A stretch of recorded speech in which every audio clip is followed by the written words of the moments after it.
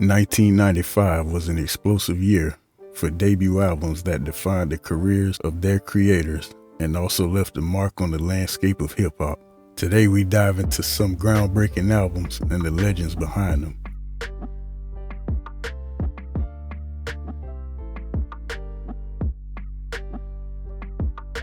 Lifestyles of the Poor and Dangerous. Released in '95, this album emerged from the streets of Harlem. Born Lamont Coleman, Big L was known for his sharp wit and dark storytelling. He crafted an album that talked about urban life with the tracks like Put On and MVP. His complex wordplay and relentless flow set a new standard for lyrical skill in hip-hop. Sadly, Big L's potential was cut short when he was tragically murdered in 1999. Despite his brief career, his influence was monumental. Big L is often cited as a pioneer of horrorcore. His style of mixing street-level narratives with a clever use of wordplay remains a benchmark for aspiring rappers.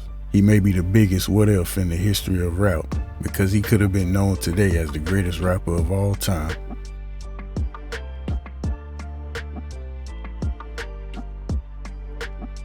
Transitioning from the streets of Harlem to the soulful vibes of the South, we encounter Goodie Mob in their seminal album Soul Food. Soul Food was a cultural statement. It was produced by Organized Noise with a mix of soulful beats and introspective lyrics. Goodie Mob consists of CeeLo Green, Big Gipp, Khujo, and T-Mo. Goodie Mob addressed issues like racism, poverty, and violence, while also celebrating life in the South. CeeLo Green went on to have a successful career with Gnarls Barkley, as well as a successful solo career. Their legacy is seen in the way they've influenced the genre's narrative, steering it towards more introspective and social-political content, paving the way for the artists in the future.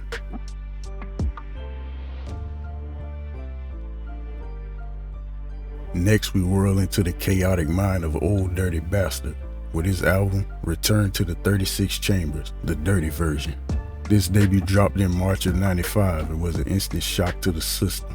ODB from the Wu-Tang Clan brought his wild, unpredictable style, and his raw, unfiltered approach to life left no listener untouched. Tracks like Shimmy Shimmy Ya and Brooklyn Zoo showcased this combination of humor and grit. Return to the 36 Chambers sold over 1 million copies and was certified platinum. ODB's legacy in hip-hop is marked by his unapologetic authenticity. He broke molds, challenged norms, and became a symbol of creative freedom in the game of hip-hop.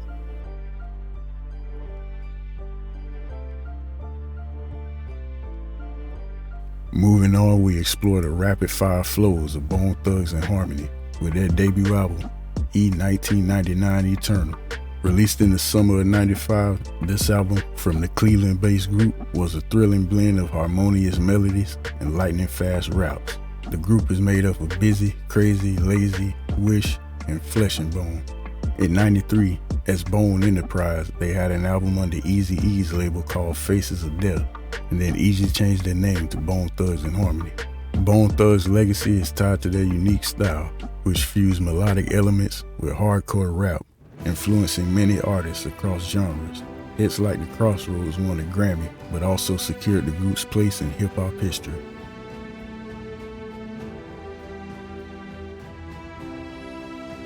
Lastly, we delve into the dark, hypnotic sounds of Memphis, Tennessee's 3 6 Mafia with their debut, Mystic Styles.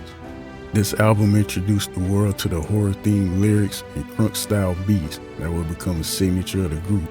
With tracks like Live by Your Rep and Mystic Styles, they crafted a sound that was both eerie and compelling. 8-Ball MJG put Memphis 10 on the map, and 3 6 expanded it. As the horrorcore style got more and more popular in the '90s, 3 6 accused Bone Thugs of stealing their style, but that beef was later on squashed. 3 6 went on to make more hits and became the first hip-hop group to win an Academy Award for Hustlin' Flows, It's Hard Out Here for a Pimp. 1995 was a pivotal year in hip-hop history. These debut albums shaped the very fabric of the genre. Each artist brought their own flavor, their personal stories, and their innovative style. Before we look ahead to the debuts of 1996, for '95, that's a wrap.